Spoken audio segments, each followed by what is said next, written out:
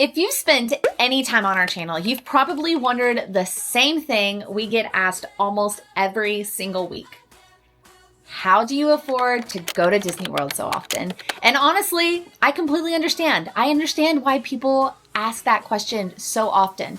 Disney vacations have become incredibly expensive. You got the hotels, the flights, tickets, food, all the extras. It can feel like the cost just keeps on climbing and keeps on climbing. But before we go any further, I do want to say something that's really important. Every family's financial situation is different. Every family's priorities, they're different.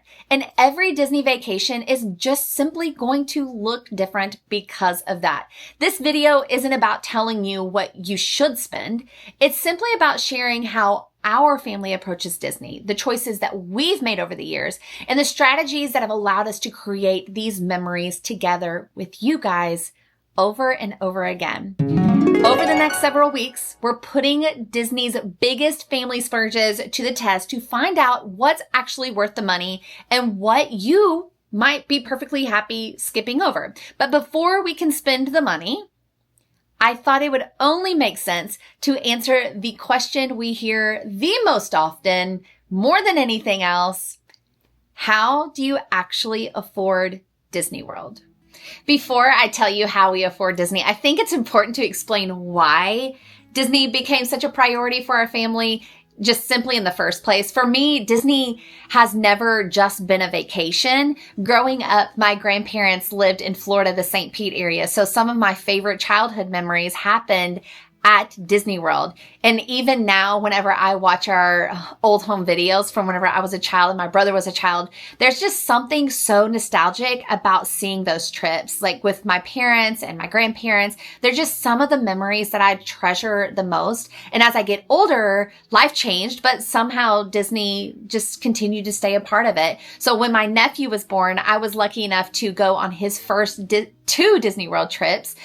Tyler came with us, and those trips were actually his very first ever time experiencing Disney World. And somewhere between those trips, Disney became a part of our story too, as we started our family, because it was Disney that Tyler proposed to happily ever after. And then suddenly Disney wasn't just connected to my childhood memories anymore.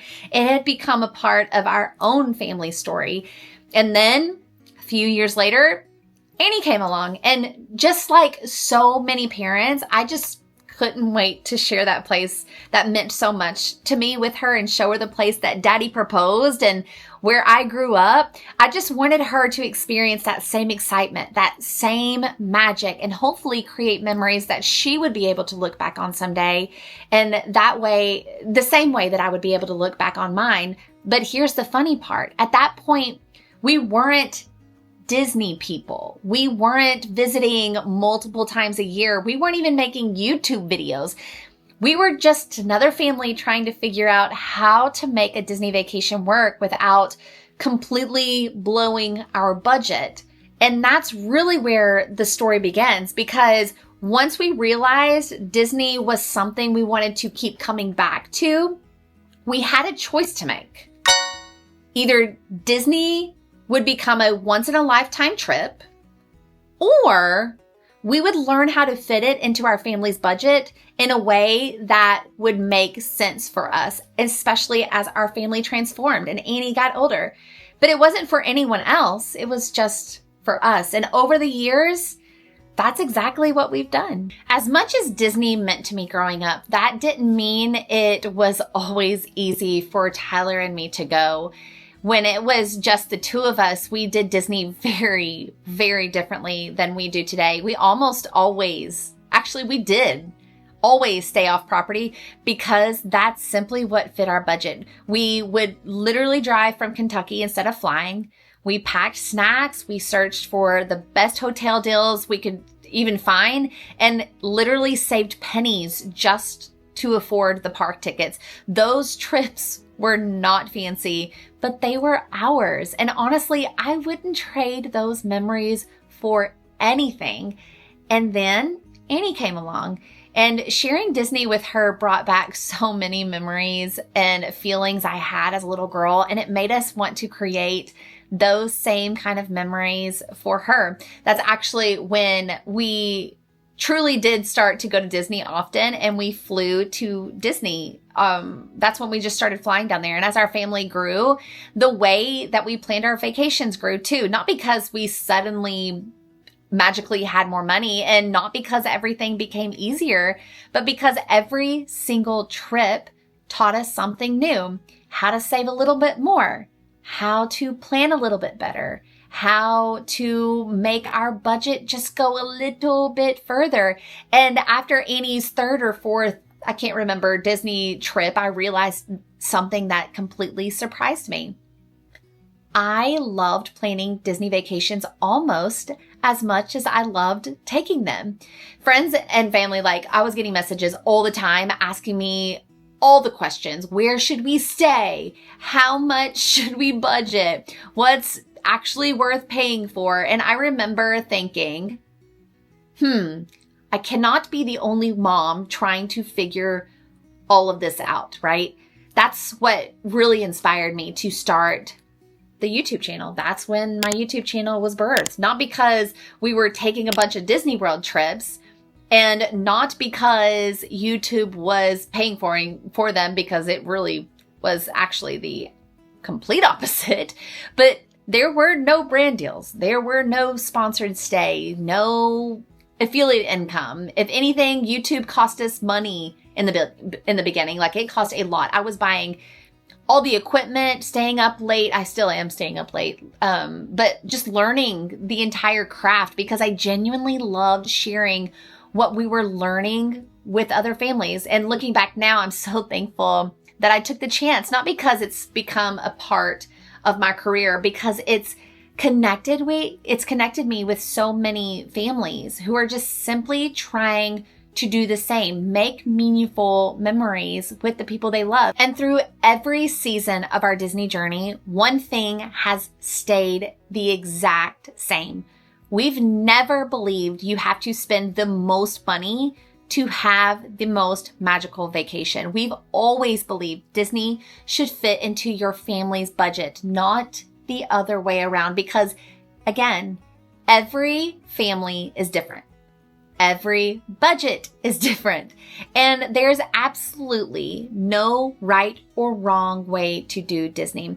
Our goal has never been to have the most expensive trip. It's simply been to make the most of our budget that we have. So if there's one thing that's made the biggest difference over the years, it isn't a secret Disney hack or a special discount. It's simply the way we plan. Before we book a hotel, before we were buying the park tickets, before we even decided when we were even going to go, we started with a budget. And that one habit has probably saved us more money than anything else. One thing I think surprises people is that there isn't one Disney budget for our family. Every single trip looks different, even today. Before we even book anything, we sit down and decide what kind of vacation we want this trip to be. Are we keeping it as affordable as possible? Or are we celebrating something or someone? Is there something special going on in our life? Maybe this trip we're staying at a value resort. Maybe next time we'll save a little bit longer so we can experience going into a deluxe resort. Sometimes we'll book mostly quick service meals because we'd rather spend that money elsewhere. Other trips, we might splurge on a character dining experience because we know it's something Annie would absolutely love. And plus the food is typically really, really good. Some trips, we might buy lightning lanes for every single day. Some trips, we slow down, enjoy the atmosphere, and just stay at the resort so we don't have to buy lightning lanes. Some vacations include special experiences, Bibbidi Bobbidi Boutique, maybe that fishing excursion we went on. And other trips, those things simply aren't in the budget. And that's okay, because one of the biggest lessons that I've learned is that every Disney vacation does not have to include every single thing. In fact, I don't think it honestly should. When we try to do everything in one trip, it usually ends up being more stressful, a lot more expensive. It's exhausting. Instead, we ask ourselves another simple question. What is most important to our family on this trip? Once we answer that, the rest of our decisions become a little bit easier because we're a little bit more focused on what we want as a family. Maybe we're going to prioritize incredible food. Maybe we're prioritizing convenience. Maybe we're choosing to stay at a nicer resort because we know we'll be spending a lot more time there rather than going into the parks. Or maybe we're keeping everything as budget friendly as possible because we already know another Disney trip is on the horizon. None of these choices are wrong. They're just all different. All Disney vacations look different. And that's honestly the biggest mindset shift that's helped us over the years. Instead of trying to be perfect or trying to have the most Disney perfect vacation, we plan the vacation that makes the most sense for our family right now. Then once we've decided what kind of the trip that we're taking, that's when we start looking for the smartest ways to stretch that budget even further out. Because over the years, we've found a handful of strategies that consistently save our family money. We've learned a lot, not because it's complicated, but because we use them almost every single trip. And if I could only share a few Disney budgeting tips with another family, these would be the ones I would start with. So now we've decided what kind of trip that we're taking. This is where we are starting to look for ways that make that budget go even further. And honestly, we've learned these lessons one trip at a time, some by doing them right and some learning the hard way, like last trip. The very first thing we almost always do is start buying Disney gift cards throughout the entire year. If you've followed me for a while, you've probably heard me talk about this before.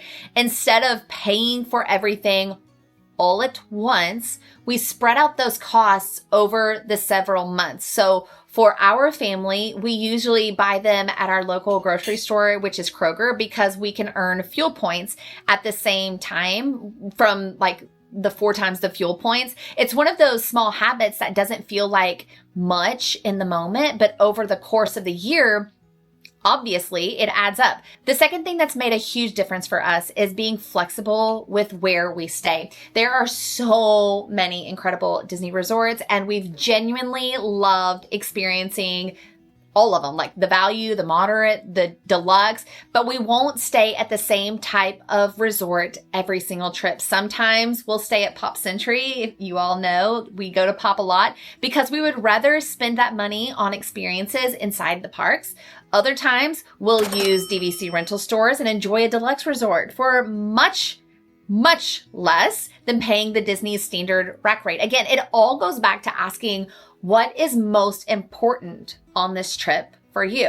Another thing that saved us a surprising amount of money is grocery delivery, especially with Annie having a child. Having breakfast in the room, snacks for the parks, bottled water, a few drinks waiting for us when we arrive keeps us from making expensive convenience purchases throughout the day that adds up so quickly. And honestly, sometimes it's just nice to have cereal or yogurt before heading out the door instead of feeling like we have to buy breakfast every single morning. We've also learned to be flexible with flights. When Tyler and I first started going to Disney, we drove because that made the most financial sense for us. It was a lot more affordable. Now that we're traveling with Annie, flying works much better for our family. We'll compare airlines like Delta, Allegiant, some of the nearby airports, and adjust our travel dates when we can, because even moving your trip by a day or two can sometimes truly make a big difference from a price point. But if I had to give you one piece of advice, it's this. Don't feel like you have to do every single thing. Disney's really, really good at giving us so many options. Like you have lightning lanes, you've got character dining, special tours, dessert parties, you got the dining plan, Bibbidi Bobbidi Boutique. There's always another amazing experience that you can add, but that doesn't mean that you gotta add them all. Some of our favorite Disney memories have truly cost nothing, like watching the fireworks from your resort, taking a ride on the Skyliner, walking around the resort after a long park day, watching Annie dance to the music, like anywhere, all the music she likes to dance to. Those are the moments that we still talk about, not because they were really expensive, but because we experienced them all together. And honestly, the realization is exactly why I wanted to create the series that we're in, because there are so many Disney experiences that people wonder, is it actually worth the money? Instead of guessing, we're going to find out together. One thing that I've learned over all these years planning Disney vacations is that everyone has an opinion about what's worth it. Some people will tell you that you have to stay at a deluxe resort. Others will say value resort is all you'll ever need. You're just there to sleep. Some families swear by the dining plan. Others think it is truly a waste of money. Some people wouldn't even dream of skipping lightning lanes. And others would rather just save that money for something else. Here's the truth. None of those opinions are wrong. They're just based on different families, different priorities, and different budgets. That's exactly why I wanted to create these series. Instead of telling you what I think is worth the money, I want to actually experience these Disney splurges with you, show your family. We're going to be sharing what they cost, what we loved, what I didn't love, and who I think they're best for. And just as important, who I don't think they're for, who I don't think is going to be happy with it. Because if there's one thing that I hope you take away from this channel, it's you don't have to spend the most money to create the most magical Disney vacation. You just have to spend your money on the things that matter most to your family. It's all about quality time with each other, right? So if Bibbidi Bobbidi has been your daughter's dream, maybe that's the splurge. Maybe that's worth every single penny. If your family would rather spend that money on another park day, that is also wonderful too. There is not one perfect Disney vacation. There are millions of perfect Disney vacations because every family is different. And I think that's what makes Disney truly so special, because there's so many different ways to do Disney. So over the next several weeks, we're putting Disney's biggest family splurges to the test, not to tell you how to spend your money again, but to help you decide what is worth spending your money. Now, next up, we're officially getting ready for this trip. I'm going to be taking you behind the scenes as I prep, we pack, we budget, and get every single thing ready before we head to Disney World to start testing these family splurges with each other. So if you're planning your own Disney vacation, I hope you'll follow along, because by the end of this series, my goal is simple. I want you to feel more confident planning the Disney vacation that's right for your family. And that's as simple as that. I'm going to see you on the next one. Love you guys. Bye. Do you believe in magic? Comes from the inside. Do you believe in magic?